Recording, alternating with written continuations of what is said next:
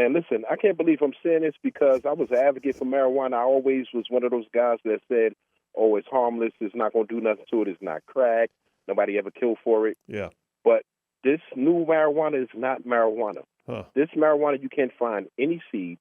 And one of the side effects of it is that it gives these young kids extreme paranoia. Oh, yeah. I'm talking about a lot of them is having mental snaps. Yeah. If you're familiar with Wellstone, they'll let you know right off the back that so many of these kids between the ages of 16 and like 21 is having mental snaps.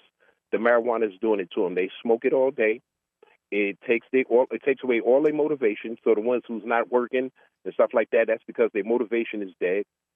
And another thing that it also does to you, as young guys, it kills your testosterone and it ups your levels of estrogen. So turning young boys gay. I'm seeing it happen in real time. You know, and it's actual studies who that they did, and they show that this is exactly what's happening.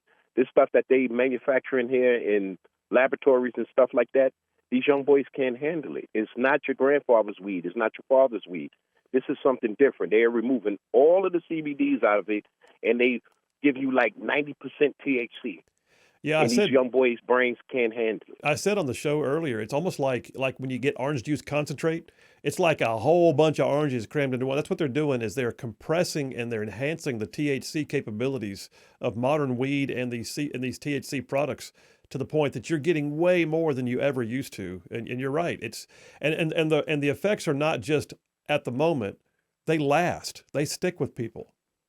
Yes, they do. I mean, I personally experienced it with my son around 2 years ago. And I mean, he had just came home from work, and then he said, "Dad, I'm going to my friend's house." And he came home.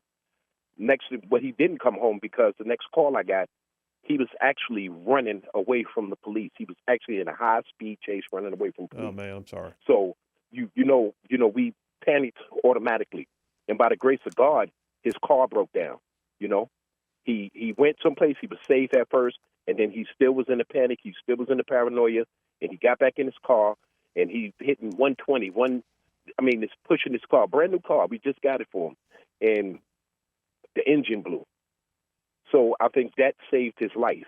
Wow. You know, and that made me realize that this stuff that they pushing on these kids is what you got. Or that's why I'm thinking all these shootings is coming from, because it's that extreme paranoia. You know, you get more shootings now than it was during the crack epidemic.